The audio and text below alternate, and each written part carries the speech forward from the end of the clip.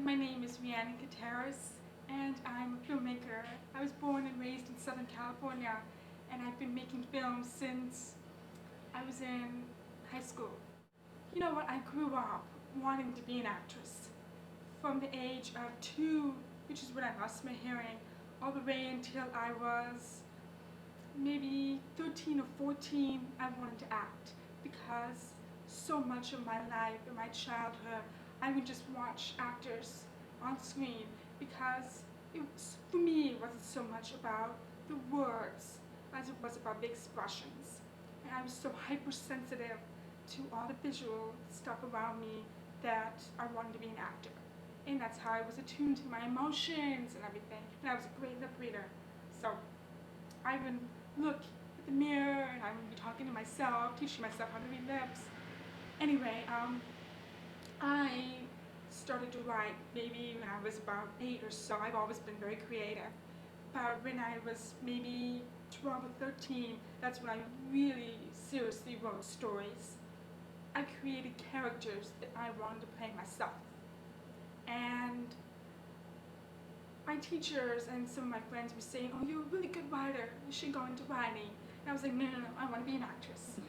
But eventually, I was just like, you know what, I'll have more power behind the camera.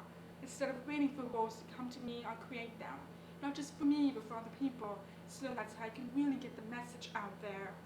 And as far as like having exposure to cameras, I mean, photos, regular 35mm cameras, I use those. For film cameras, digital cameras, I didn't really get my hands on those until I was in high school, but film was always a part of my life. When I was in high school, I was saying, okay, well, I gotta be serious right now about college. Because I was a very good student and I was an athlete, I was involved with swimming and water polo, so I spent more time on that than I did on theater or anything like that. So I said, okay, why not go to film school? I went to some type of, I think, career fair, and they were showing me all these different film schools, and I found out about Chapman University in Orange County, which was very close to where I lived. I lived an hour from there.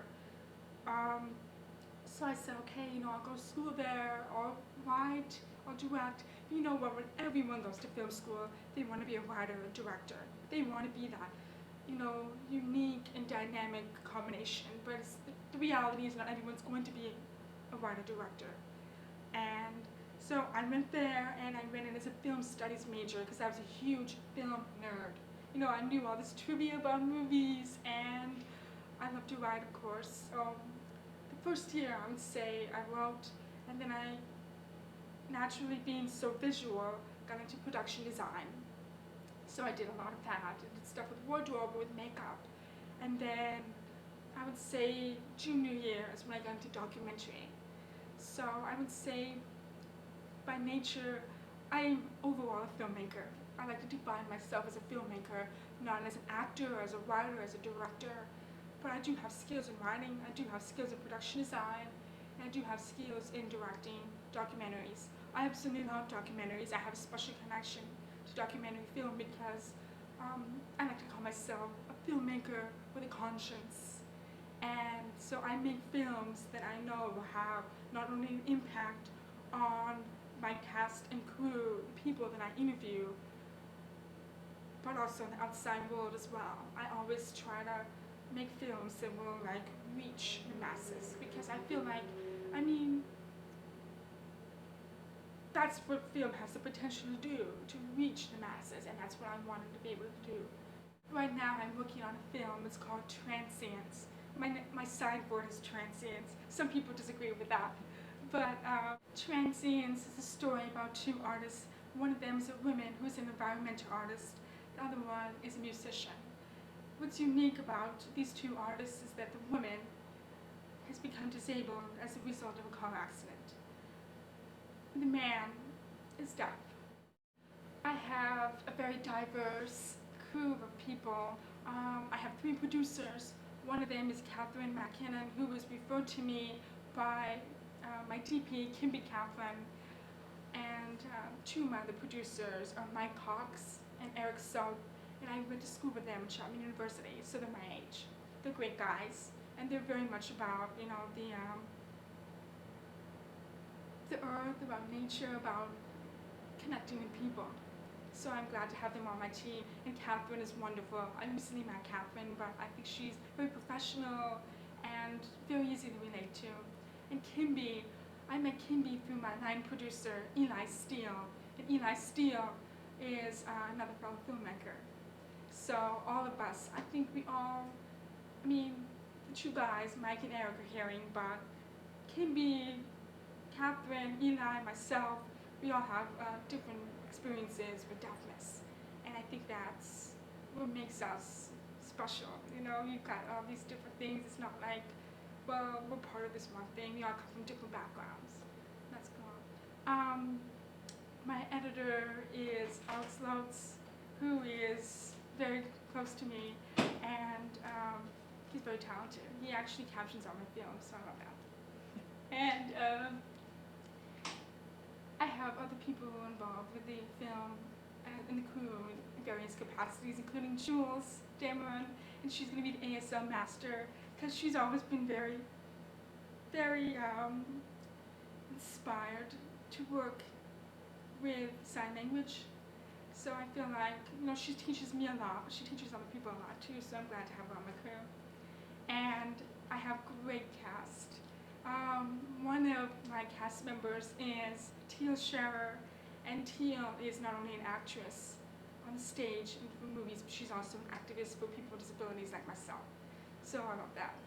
And I have Douglas Winloff, who lives in New York. I met him recently. I think he's great because, like Jules, it's like, okay, well, maybe you don't sign as well as I do, but I'll help you a little bit. I'll teach you here and there. I would be putting too much pressure on you, which I love, because as someone who grew up oral, sometimes that's a challenge, because it's always like, will I be accepted? Will they shut me out?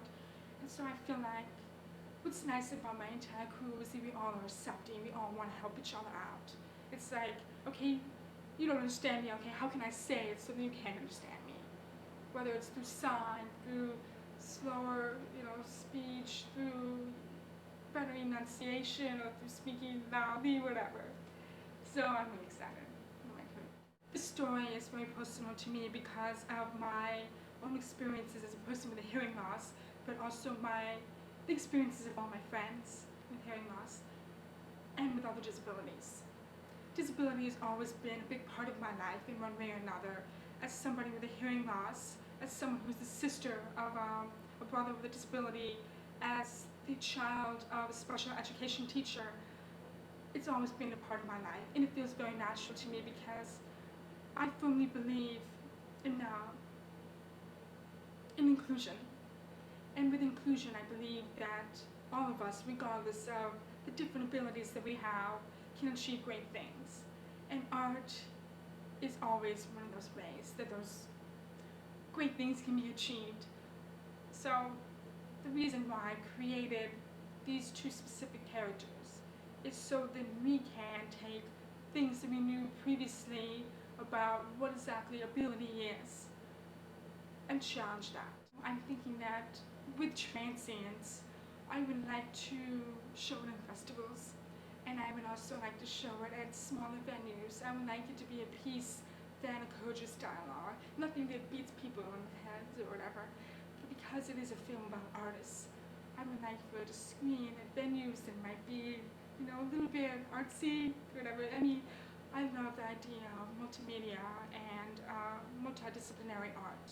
So I hope to put it in these different areas. This is something I'm still thinking about right now, but for me, it's definitely about how many people I can reach. It's not for one specific audience, but it does have an appeal for different audiences. I can see the appeal to groups of disability activists. I can see the appeal to musicians, to artists, to people who are deaf and hard of hearing, to people who just love life. I can see the appeal in different